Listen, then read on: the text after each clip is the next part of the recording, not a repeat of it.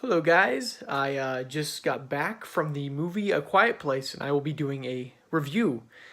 I'm trying to compose myself and compose my thoughts because I fucking love this movie. So the movie is directed by, or was directed by John Krasinski, and it stars Emily Blunt and John Krasinski. First of all, just ah, I just like, you watch a movie. And by the way, the description that I'm looking at for this movie is if they hear you, they hunt you, which is actually a pretty accurate description of this entire movie. Um, this movie is incredible. I mean, I haven't enjoyed a movie this much since maybe The Witch in terms of the genre. Um, I found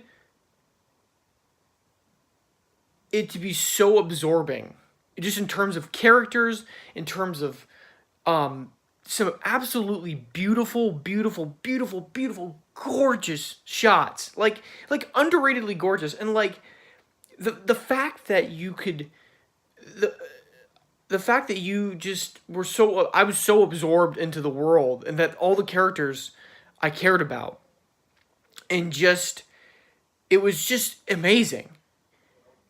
It's a movie that's an ode to people that actually enjoy cinema and that actually like just yeah. I mean, I loved it. And it's hard to put into words because I don't want to spoil anything. And I normally like I hate the fact that I made my name Spoiler Alert Media because I don't want to spoil anything for you. But this movie is awesome, and it's I think ultimately might be one of the best, if not the one of the best, if not the best movie of 2018.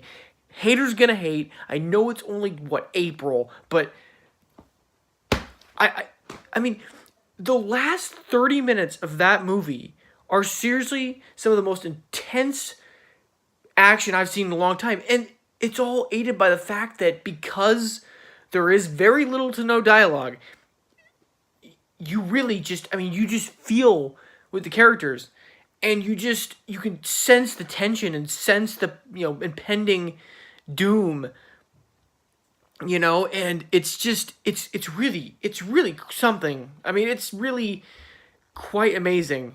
Um, I thoroughly enjoyed it. Um, John Krasinski was amazing. I think that this might be the kind of movie that finally kind of gets people to think of him as an acting entity as opposed to Jim from The Office, which is really unfortunate for him because I think he's actually a pretty good actress. Emily Blunt put in possibly an award-winning performance. She was amazing. I mean, just considering she's pregnant and this is not in the world they are living in.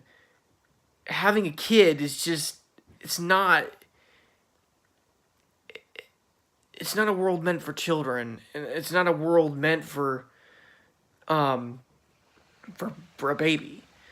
I think another thing that I want to talk about is I was and sometimes with horror movies I think this is a problem, is that I think that the I think secretly the payoff in a lot of these movies is is to have a scary monster, and a lot of movies don't do that. But I think what made Quiet Place so damn good was that the the the monster was actually scary as hell. I mean, it was like this kind of combination of something you saw from Cloverfield and then combined it with like the face of Alien, but it had like these like ear sensing things that could of course, hear and sense and stuff. And another thing that I absolutely loved about this movie is there were certain hints in the movie that they would slowly pan back to, but they wouldn't really give an explanation for what. Like there was a board that has the kind of, I think John Krasinski's character had written weaknesses, it's blind, and it keeps panning back to that, and it ends up, that board ends up playing a huge part in the story.